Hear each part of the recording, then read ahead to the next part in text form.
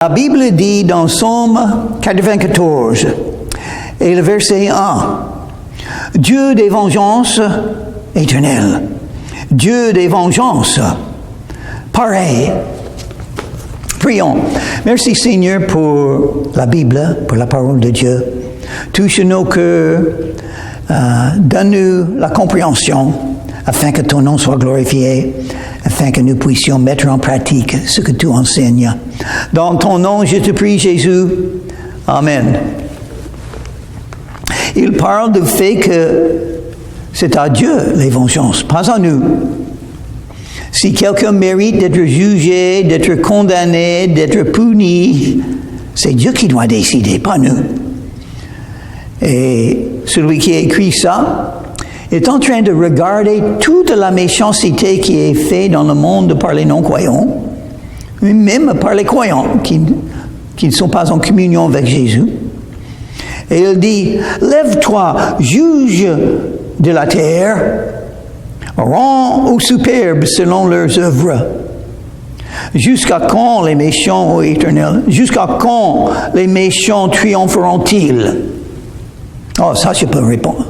J'ai la réponse à ça. Quand Jésus revient. Maintenant, c'est le temps pour être sauvé. Maintenant, c'est le temps où Dieu attend. Il ne veut pas juger maintenant, il veut sauver. Le Fils de l'homme est venu chercher et sauver ceux qui sont perdus. Et il est appelé dans le verset 2, juge de la terre. Jésus nous a dit en Matthieu chapitre 7 et le verset 1, ne jugez pas. Ne jugez pas. Pourquoi? Parce que nous ne sommes pas le juge. Dieu est le juge. Donc il ne faut pas juger les autres. Nous ne savons pas assez pour juger les autres. Nous ne voyons pas les cœurs ni les pensées. Dieu sait tout. Donc, ses jugements seront justes. Mais il les juge quand même. Et nous allons voir en lisant ce psaume, les méchants ne vont pas échapper le jugement. Dieu attend maintenant. Il donne encore une journée pour se repentir. Mais le jugement vient. C'est pourquoi Jésus a dit quand il a prêché, et Jean-Baptiste, tous les deux ont dit, repentez-vous, car le royaume des cieux est proche. Et avec le royaume des cieux sera le jugement, parce qu'on ne peut pas entrer dans le royaume des cieux sans être jugé et sans écouter les paroles de Jésus. Je vous connais, entre dans le royaume des cieux. Ou, je ne te connais pas, vous ne pouvez pas entrer. Il y aura les pleurs, les larmes et les grincements de dents.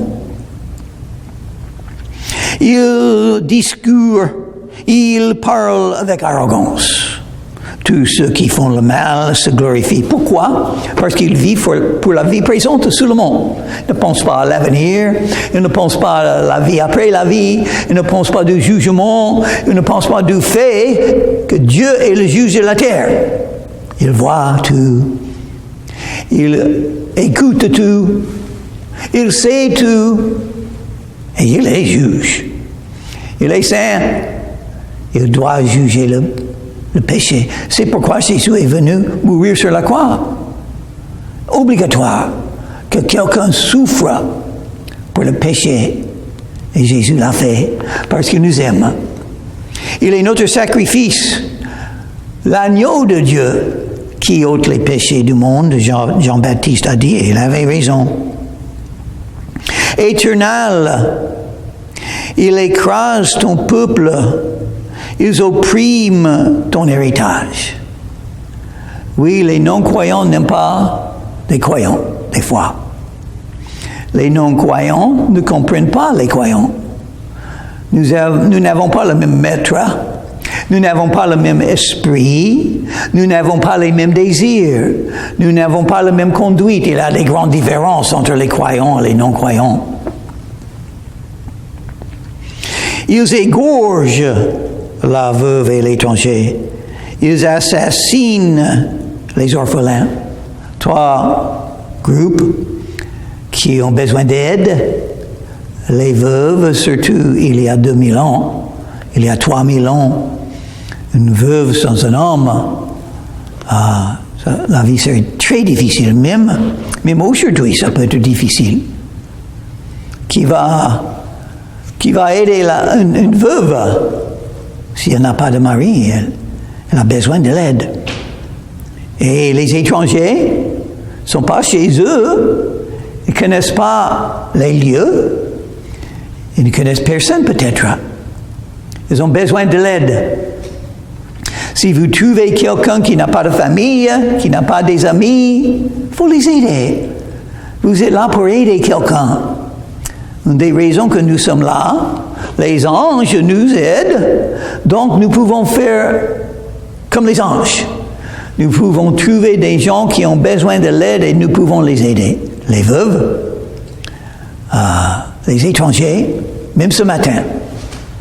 Une dame qui travaille à l'endroit où mon fils et moi, on achète le café chaque matin. Elle nous avoue tous les matins pendant des mois maintenant, presque tous les matins. Mais elle va déménager. Et elle a dit, j'ai besoin de l'aide. Je vais déménager. J'ai besoin de 2 hommes qui peuvent m'aider avec les meubles. Parce que je vais déménager. Est-ce que vous connaissez quelqu'un qui peut m'aider? Et mon fils a dit, moi je peux l'aider. Je peux vous aider. Et donc moi aussi. Donc demain, nous allons aider cette dame à déménager. J'ai une camionnette. Et nous avons des bras qui marchent un peu. J'ai toujours un peu de force à l'âge de 76 ans. Et mon fils qui a 46 ans, demain sera son anniversaire. Grâce à Dieu, il aura 47 ans. Donc, pour son anniversaire, il va aider une autre, cette dame. Et elle n'est pas croyante non plus. Donc, il faut prier pour elle. Elle s'appelle Rose. Mais les méchants égorgent la veuve, l'étranger. Ils assassinent les orphelins. Et ça continue encore. Les orphelins, ce sont des enfants. C'est horrible, les crimes qui sont faits contre les enfants. Il y a quelques-uns qui tuent les enfants. L'avortement et ce qui trafique les enfants est horrible. La méchanceté des êtres humains contre les enfants. Et ça, c'est des assassins. Ils tuent. Ils donnent l'amour. Et ils égorgent. Les veuves et les étrangers égorgent. Ça veut dire tuer, profitent d'eux. C'est horrible. Et ils disent, l'Éternel ne regarde pas, il ne pense même pas le fait que Dieu regarde tout et que Dieu est juge. Ils vont payer le prix. Ils ne vont pas échapper. Le Dieu de Jacob ne fait pas attention, c'est ce qu'ils pensent. Et ce n'est pas vrai. Le jugement vient. L'enfer existe. Et Dieu va juger. Prenez garde, hommes stupides, insensés, conservez-vous sages. 2 mots pour les gens qui font la méchanceté et qui ne pensent pas que Dieu regarde. Insensés et stupides. Ils ne sont pas sages. Celui qui a planté l'oreille, n'entendrait-il pas? Il a créé l'oreille. Il entend. Celui qui a formé l'œil, ne verrait-il pas? Bien sûr, il voit tout. Il voit dans les chambres, il voit dans la nuit, il voit toute la méchanceté. Alors, moi, je comprends un peu la méchanceté du monde. Je lis un peu dans les actualités de la méchanceté des hommes et il voit toute la méchanceté du monde au même temps, tout le temps. Et il les juge. Alors c'est incroyable la patience et l'amour que Dieu a pour les perdus. Il veut leur donner encore une occasion, aujourd'hui, de se repentir et de venir à Jésus et d'être sauvés de leur péché. Celui qui châtie les nations ne punirait-il point? Lui qui donne à l'homme l'intelligence. Dieu nous a donné l'intelligence. Nous pouvons regarder le mal et dire ça c'est horrible. Donc, qu'est-ce que Dieu pense? Il est saint. Et comme j'ai dit, il voit toute la méchanceté du monde au même temps. L'Éternel connaît les pensées de l'homme. Il sait qu'ils sont vaines, sont rien. Les pensées des hommes, s'ils ne pensent pas de Dieu, s'ils ne pensent pas du fait qu'ils sont des pécheurs qui ont besoin de pardon, sinon ils seront à genoux devant Dieu un jour pour être jugés. Et comment échapper sans un sauveur? Impossible. Pour le calmer au jour du malheur, jusqu'à ce que la fosse soit creusée pour le méchant. Oui, ils vont tomber dans l'enfer. Car l'Éternel ne délaisse pas son peuple, il n'abandonne pas son héritage. Heureusement, Dieu nous aime. Et nous sommes protégés. Moi, j'ai 76 ans. Depuis 56 ans, je connais Jésus. Et je suis là en sécurité, en paix. Il y a beaucoup de criminels, beaucoup de gens violents dans le monde, mais ils ne sont pas là. Pourquoi? Parce que Dieu me bénit, me protège. Et il fera ça jusqu'au jour qu'il n'a plus besoin de moi pour faire son œuvre. Donc j'espère que je pourrai mieux faire son œuvre. Il m'a tellement béni. Pour le calmer au jour du malheur, jusqu'à ce que la fosse soit creusée pour le méchant, pour le calmer, c'est-à-dire donner la paix. Jésus, le prince de la paix. Je connais quelqu'un qui a toujours des inquiétudes. Elle lit les actualités pendant des heures chaque jour. Et elle fait des plaintes de toute la méchanceté. Elle a des craintes que ça peut arriver à ses petits-enfants ou à moi ou à elle. Donc, mais je crois que il ne faut pas penser comme ça. Tout ce qui est honnête, tout ce qui est vrai, tout ce qui est juste, tout ce qui est pur, il faut penser des choses comme ça. Il ne faut pas penser de méchanceté. Ça, c'est pour Dieu à faire. Il peut le faire. Dieu a la capacité de voir toute la méchanceté et avoir son dessein, son plan pour le jugement, mais nous ne pouvons pas. Non. Dieu est là. Il sait. Dieu agit. Il fera sa volonté.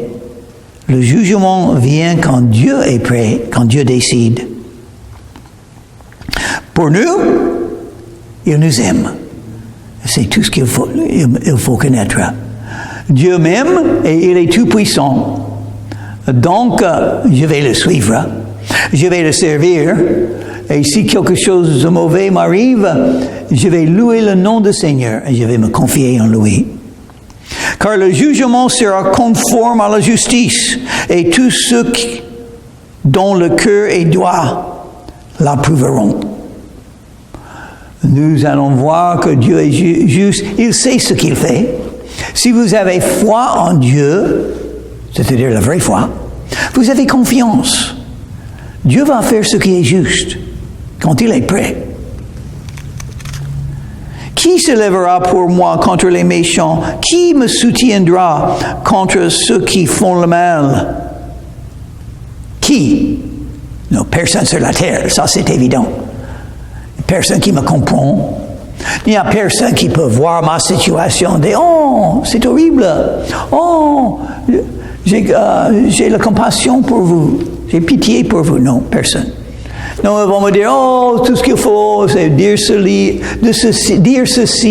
dire cela, tout arrangera. » Ils ne comprennent rien du tout de ma vie et de mon cœur. ni de ce qui se passe. Je peux essayer d'expliquer, mais il ne comprend pas.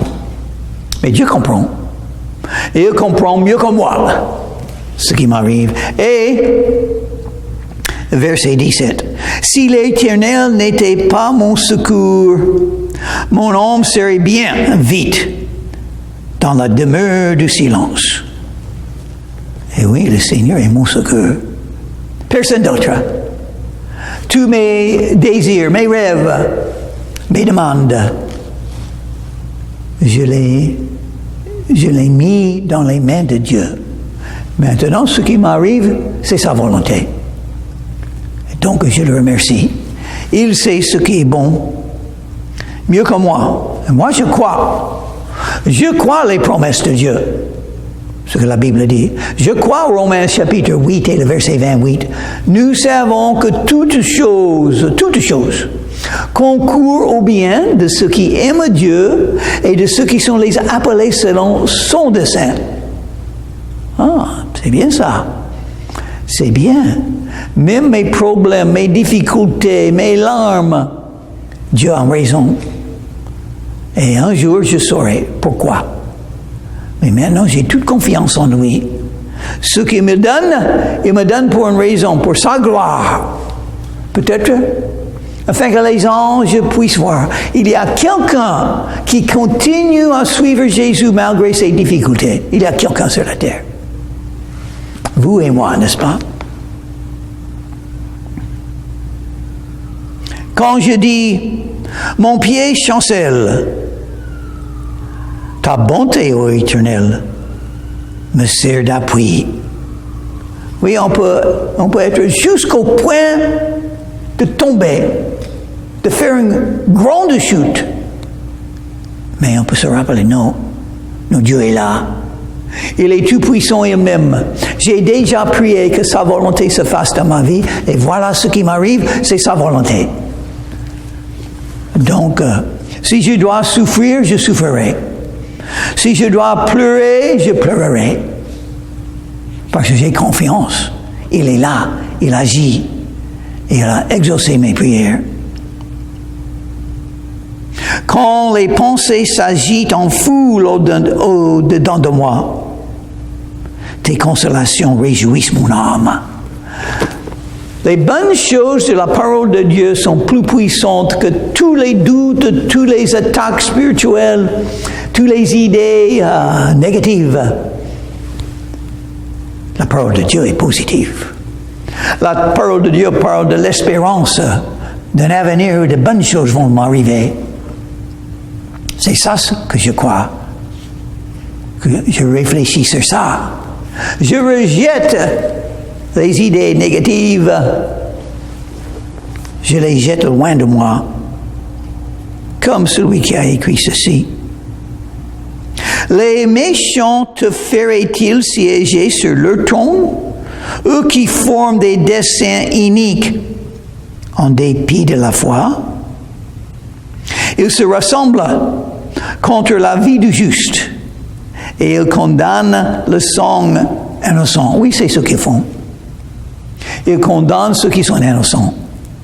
Les attaques spirituelles, les accusations, les condamnations, les jugements, les doutes, les mots négatifs, lancez les flèches brûlantes à vous.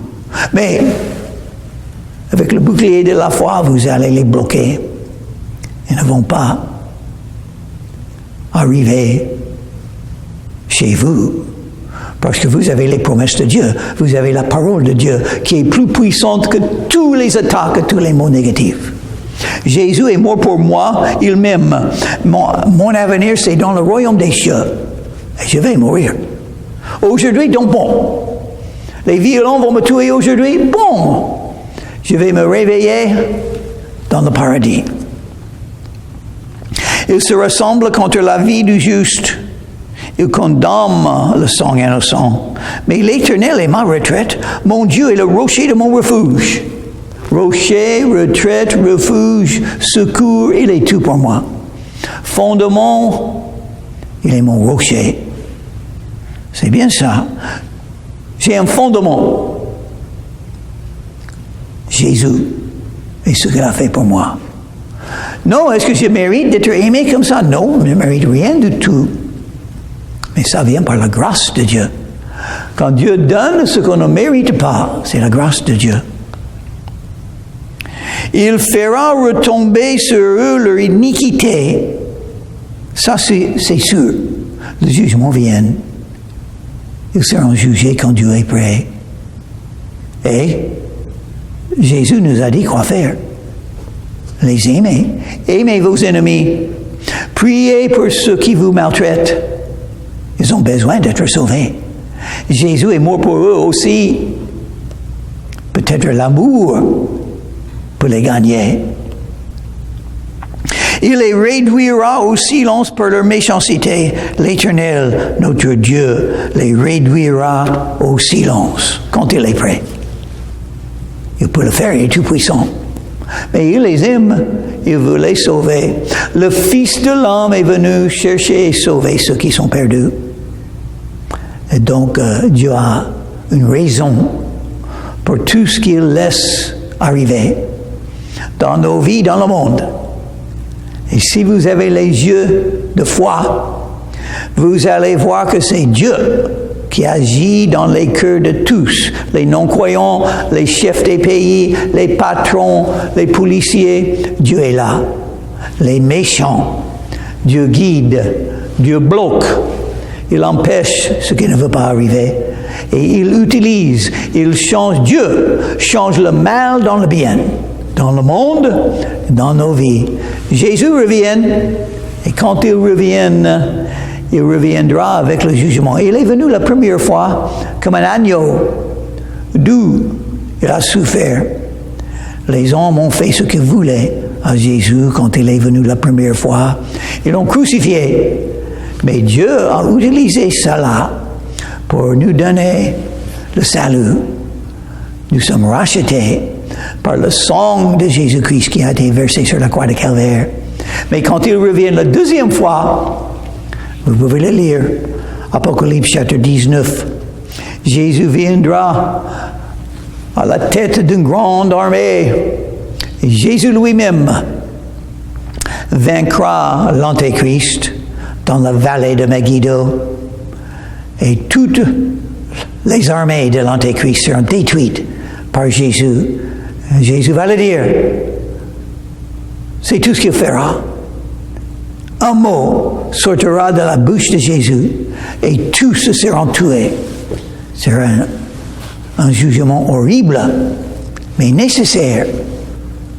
Et Jésus viendra, le champion, le juge. Il a son dessein. Mais maintenant, vous pouvez échapper le jugement de Dieu. Vous pouvez venir à Jésus et trouver le pardon des péchés, l'amour de Dieu et la vie éternelle. Venez à Jésus et il vous sauvera de vos péchés. Romains chapitre 10 et le verset 13 dit, « Quiconque invoquera le nom du Seigneur sera sauvé. »